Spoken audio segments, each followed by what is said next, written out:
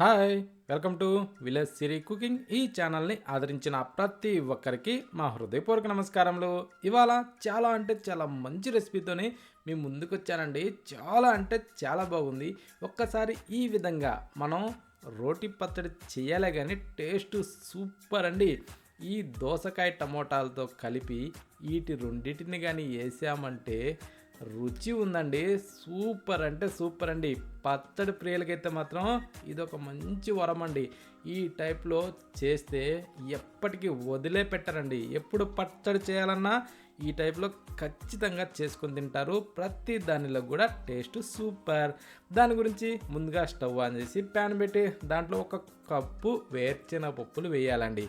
వేసిన తర్వాత వీటిని మనం ఇలా తిరిగేసుకుంటూ సన్న మంట మీద బాగా ఫ్రై చేసుకోవాలండి. అంటే దాదాపు ఈ టైప్లో అంటే ఈ పొలుకు విడిపోయి పొట్టు విడిపోయేంత వరకు మనం బాగా సన్న మంట మీద ఫ్రై చేస్తే ఈ గుమగుమలాడుతూ ఇవి పచ్చట్లో వేసామంటే టేస్ట్ సూపర్ అంటే సూపర్గా ఉంటుంది. ఈ విధంగా వేసిన తర్వాత ఇప్పుడు వీటిని తీసి ఒక బౌల్లో అయితే వేసుకుందాం. వేసిన తర్వాత ఇప్పుడు వీటిని కాస్తలా పక్కన పెట్టేసి అదే ప్యాన్లో కొద్దిగా నూనె వేసుకొని అంటే 1 టేబుల్ స్పూన్ వేసుకుంటే చాలండి. ఇప్పుడు దాంట్లో మధ్యలోకి ఇరిసిన పచ్చిమిరపకాయలండి, అంటే దాదాపు 10-12 అంత మందం వేసేసుకునేసి వీటిని కూడా మనం బాగా అంటే సన్న మంట మీద వీటిని కూడా మనం బాగా వేగనిచ్చుకోవాలి. అంటే మాడిపోకుండా ఈ టైపు ఈ బాగా అంటే గ్రీన్లో ఉండే పచ్చిమిరపకాయలు తెల్లగా వచ్చే టైప్లో మనం తిరిగేసుకుంటూ బాగా వేగనిచ్చుకోవాలి. ఈ టైపు వీటిని కూడా మనం బాగా వేగిన తర్వాత ఇప్పుడు ఇవి కూడా తీసేసి ఒక ప్లేట్లో అయితే వేసి పెట్టుకోవాలి. వేసిన తర్వాత సేమ్ మళ్ళీ అదే ప్యాన్లోనే ఇప్పుడు మనం చేద్దామంటే మరి కొద్దిగంత ఆయిల్ వేసుకుందాం. అంటే సగం టేబుల్ స్పూన్ వరకు చాలండి, అందులో కొద్దిగా ఆయిల్ ఉంది కాబట్టి. ఇప్పుడు కట్ చేసిన టమోటాలు అండి, ఒక 2 లేదా 3 మన ఇష్టం వేసేసుకునేసి సన్నగా పొడవు కట్ చేసి వీటిని కూడా మనం బాగా ఇలా ఒత్తులాగా అయ్యే విధంగా వేగనిచ్చుకోవాలి.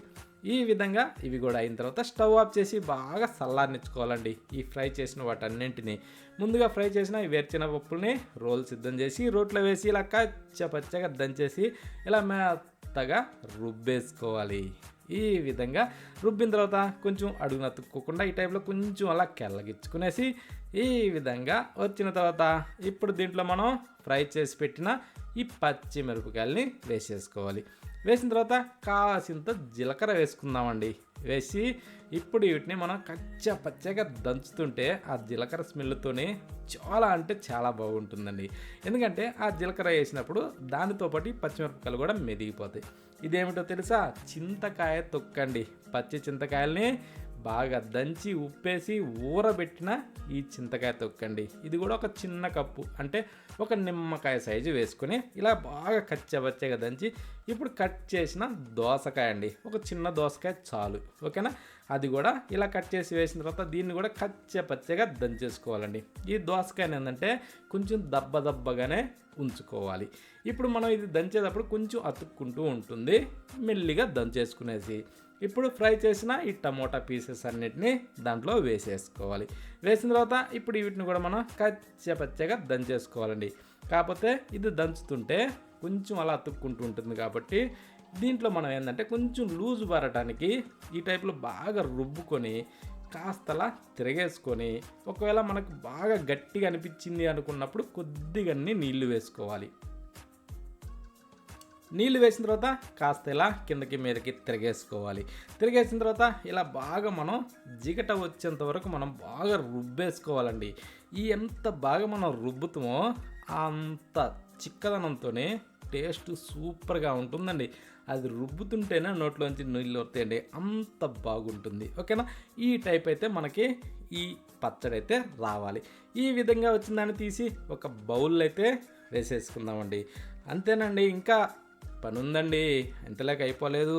ఇప్పుడు దీంట్లో మనం ఏం చేద్దామంటే ఈ రోట్తోనే ఇంకొంచెం పని ఉంది, ఎందుకంటే అది రుచి రావడానికి. ఇప్పుడు ఈ రోట్లో కాసిన్ని నీళ్లు పోసి, మరీ ఎక్కువ పోయకూడదు, కొద్దిగా నీళ్లు పోసుకునేసి ఇలా రోల్ని తుడిసి ఆ చిక్కటి నీటిని ఈ పచ్చడి బౌల్లో పోసుకోవాలండి. ఎందుకంటే రుచి బాగా రావాలి అంటే ఆ టైప్లో చేసుకోవాలి. ఎందుకు అనుకున్న వాళ్ళు అవసరం లేదు. ఇప్పుడు దాన్ని పక్కన పెట్టి స్టవ్ మీద ప్యాన్ పెట్టి ఒక 2 గంటలు అంటే 2 టేబుల్ స్పూన్లు ఆయిల్ వేసి కొంచెం వేడెక్కనిచ్చి తాలింపు గింజలు 1 టేబుల్ స్పూన్ వేసి జీలకర్ర సగం టేబుల్ స్పూన్ చాలండి, ఇందాక వేసుకున్నాం కదా. ఇప్పుడు వెల్లుల్లిపాయల్ని ముక్కలు పొడిచి అందులో వేసి కొద్దిగంతా వేగనిచ్చుకోవాలి. ఇవి ఈ టైప్లో వేగిన తర్వాత ఎండుమిరపకాయలు 2 లేదా 3 అలా మధ్యలోకి ఇరిసి దాంట్లో వేసేసుకునేసి కొంచెం అలా కలర్ మారనిచ్చుకోవాలి. కలర్ మారిన తర్వాత చిటికెడు ఇంగు పొడి వేసి పిడికెడు కరివేపాకు రెబ్బలు వేసేసుకోవాలి. అది మంచి వాసన వచ్చే వాటిని చూసి వేసుకొని కాస్త అలా వేగనిచ్చి ఆ తర్వాత రోట్లో దంచిన ఈ పచ్చడిని దాంట్లో వేసేసుకుందాం.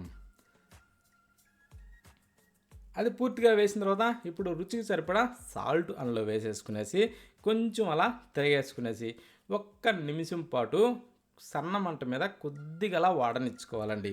వాడిన తర్వాత ఇప్పుడు మనం ఏం చేయాలంటే స్టవ్ ఆఫ్ చేసుకోవచ్చు.